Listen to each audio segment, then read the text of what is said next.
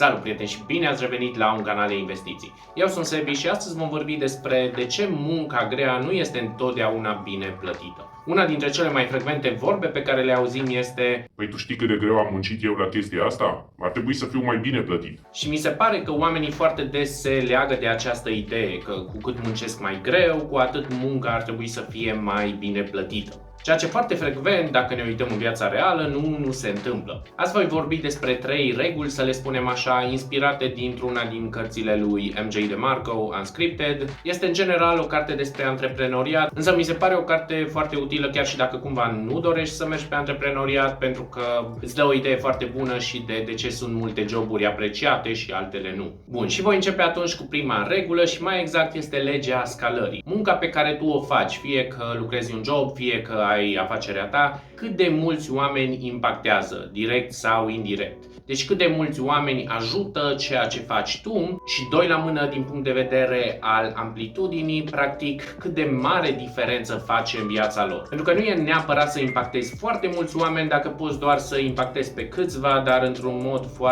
foarte puternic. Deci, de exemplu, dacă ești agent imobiliar și ajuți pe cineva să își cumpere o casă, evident, impactul tău este mult mai puternic decât dacă i-ai vândut cuiva un hot dog. Ok, și trecem atunci la a doua regulă, a doua lege, să spunem așa, și mai exact legea intrării. Cât de greu este pentru altcineva să intre în domeniul tău. De exemplu, dacă ai un job, poate oricine să învețe ceea ce faci tu de pe azi pe mâine, poate să-l învețe în 2 săptămâni, poate să ia câțiva ani să te înlocuiască, sau chiar și dacă vorbim despre o afacere. Cât de greu este pentru cineva să facă un produs similar sau un serviciu similar. Și nu în ultimul rând, a treia regulă, să spunem așa, este regula nevoii. Mai exact, este cerere pe piață, este o nevoie pe piață pentru ceea ce faci sau pentru serviciul pe care îl aduci sau pentru produsul pe care îl vinzi, sau pur și simplu este ceva care începe să aibă o nevoie tot mai mică, de exemplu. Sau, de exemplu, poate este un job foarte nișat unde există doar 2 angajatori în toată țara, așadar nu ai foarte mare flexibilitate. Dacă vrei să-ți schimbi jobul, nu prea ai foarte multe opțiuni pentru a-ți găsi unul nou. Bun, și hai să dăm atunci ca exemplu IT-ul, pentru că toată lumea vorbește de salariile din IT și așa mai departe. Eu, de exemplu, sunt reprofilat pe programare de aproximativ 6 ani în momentul în care filmez asta și, ca să dau un exemplu, la fosta firmă la care lucram, practic lucram la o aplicație folosită în domeniul Horeca, iar ceea ce făceam eu impacta cel puțin indirect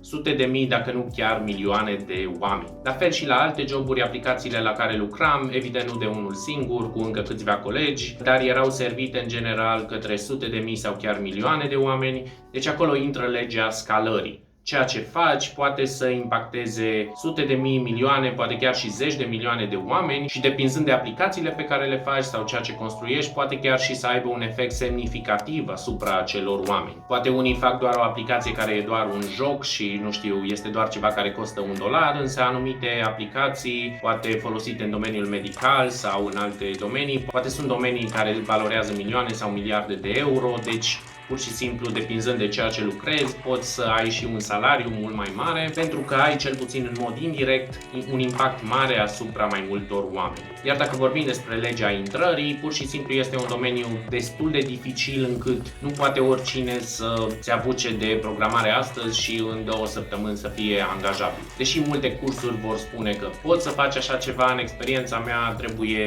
minim vreun an de muncă dedicată și nici atunci nu este ceva garantat și, în general, pentru a ajunge cât de cât competent, iarăși necesită câțiva ani de experiență. Iar legat de a treia regulă, de nevoie, evident știm că este o nevoie pe piață, zilnic auzim că nu sunt destui specialiști în IT, nu înseamnă că nu sunt destui oameni care vor să aplice la joburi în IT, ci pur și simplu nu sunt destui oameni specializați suficienți în domeniu. Bun, și hai să facem atunci o paralelă cu anumite joburi, să zicem, care nu sunt atât de bine plătite. Da? Hai să zicem că ești casier la Mega Image.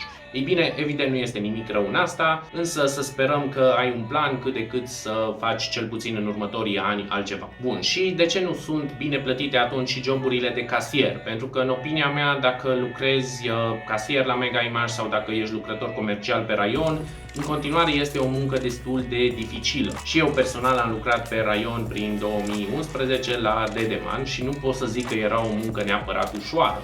Ei bine, problema aici este cu legea intrării. Chiar dacă din punct de vedere al scalării nu o duci rău, adică ajuți sute sau poate chiar mii de oameni prin ceea ce faci, problema este la intrare, mai exact este foarte ușor pentru aproape oricine să-ți ia jobul. Adică probabil trainingul de care ai avut nevoie pentru a îți face treaba, nu vreau să fiu rău, dar probabil e ceva care se poate învăța în 2 zile, în unele cazuri poate chiar și mai puțin și desigur întotdeauna mai înveți câte ceva, dar în principiu jobul tău după prima lună, să spunem așa, este destul de repetitiv. Deci deja cam știi ce ai de făcut. Dacă te gândești la ultimii 2 ani, dacă ai continua să fii casier, să zicem, la Mega Image, probabil nu ai învățat multe lucruri noi și utile în alte posturi. Nu doar asta, dar de exemplu joburile de casier sunt tot mai aproape de automatizare, de exemplu acum sunt tot mai multe supermarketuri care au case de self-checkout și desigur chiar dacă mai lucrează încă oamenii acolo care supraveghează aceste case, în trecut poate ar fi fost 6 casieri și acum poate e doar o persoană care supraveghează 6 case de self-checkout. Deci chiar dacă nu au dispărut toate joburile respective, practic dacă în trecut ar fi fost 6 joburi acolo, acum este doar 1. Bun, și hai să dăm atunci și exemplul cu YouTube. Din punct de vedere al scalării, potențialul pe YouTube este foarte, foarte mare, pentru că în funcție de conținutul pe care îl faci, ai potențialul să ajungi la milioane de oameni. Problema însă și la YouTube este la partea cu intrarea. Este foarte simplu pentru oricine să-și deschidă un canal de YouTube și de aceea tu, ca utilizator pasiv, să spun așa, al YouTube, deci doar ca urmăritor, probabil vezi doar 0,1% dintre canalele de pe YouTube, pentru că cele care sunt mult mai mici, în general, nu îți sunt recomandate. De exemplu, am văzut și eu recent un clip de-a lui Răzvan Bălănescu, cred, în care spunea cât a făcut din canalele sale de YouTube și foarte multe comentarii acolo spuneau: wow, nu știam că se fac atâția bani din YouTube. Oricum, nu era o sumă enormă, dar cred că făcea mii, undeva poate chiar spre 10.000 de euro din 2 canale, poate până filmez asta a și depășit, desigur, dar mi se pare că, comentariile respective nu aveau în vedere că acesta este, de exemplu, pe nișa de finanțe, unul dintre cele mai mari canale din țară și că sunt mii de canale care încearcă să facă același conținut și care sunt mult mai obscure. La fel, nici nu mai vorbesc, de exemplu, dacă îți faci un canal în engleză, depinzând de nișa ta, poți să fii în competiție cu milioane de oameni și, deși nu este deloc ca un MLM, pentru că nu este o schemă piramidală, dar în general veniturile se duc la acei top 0,1% și pentru fiecare mare YouTuber pe care îl vezi, sunt mii sau sute de mii de YouTuber care nu fac absolut niciun ban. Și atunci soluția, în opinia mea, aici din punct de vedere al intrării, este pur și simplu să faci un conținut mai bun. Fie că devii mai bun la a-ți edita videourile, fie că pur și simplu spui informații pe care alții nu le spun.